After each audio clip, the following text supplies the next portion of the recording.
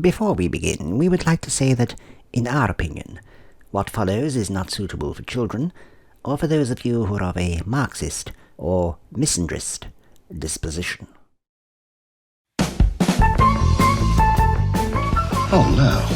Oh, for God's sake! Piss off!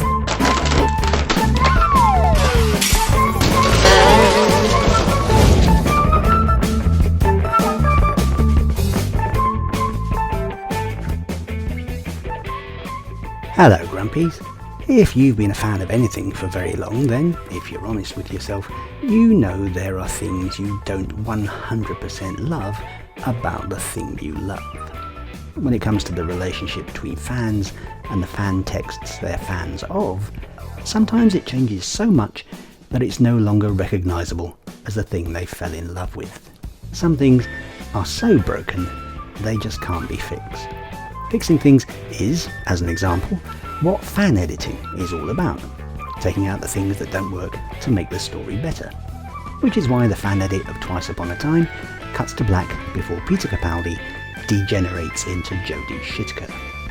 A while back I reimagined the Three Doctors as a telecomic, with William Hartnell fully involved in the story. And then I did the same thing with the Five Doctors, putting Tom Baker properly into the adventure. Both were a lot of work, but worth it.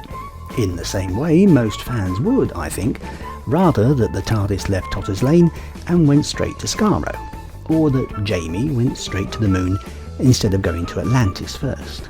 Turning TV stories into comic strips is a relatively easy way to fix things that didn't work in the original.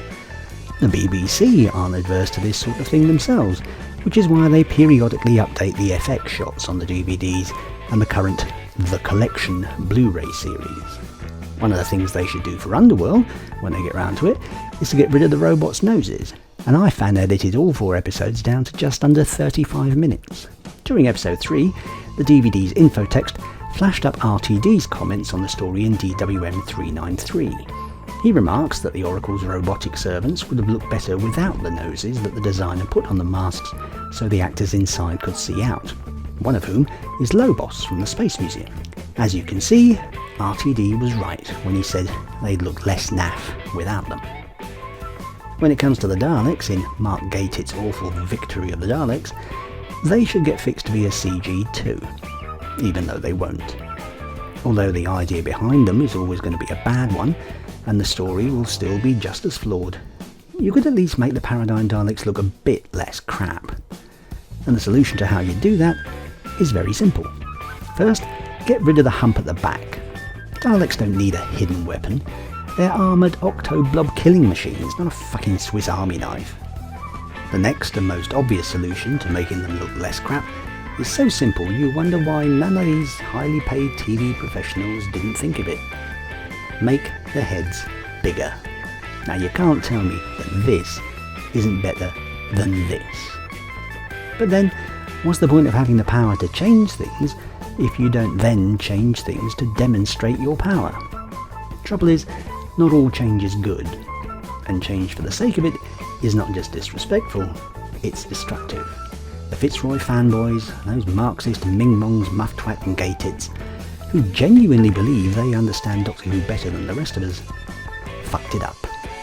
Which, when you look at their track record, is the only thing they're really any good at. Until the next time, resist the Marxists, don't be a sheep, and stay grumpy. If you're a lefty and have been affected by anything in this video, Fuck off!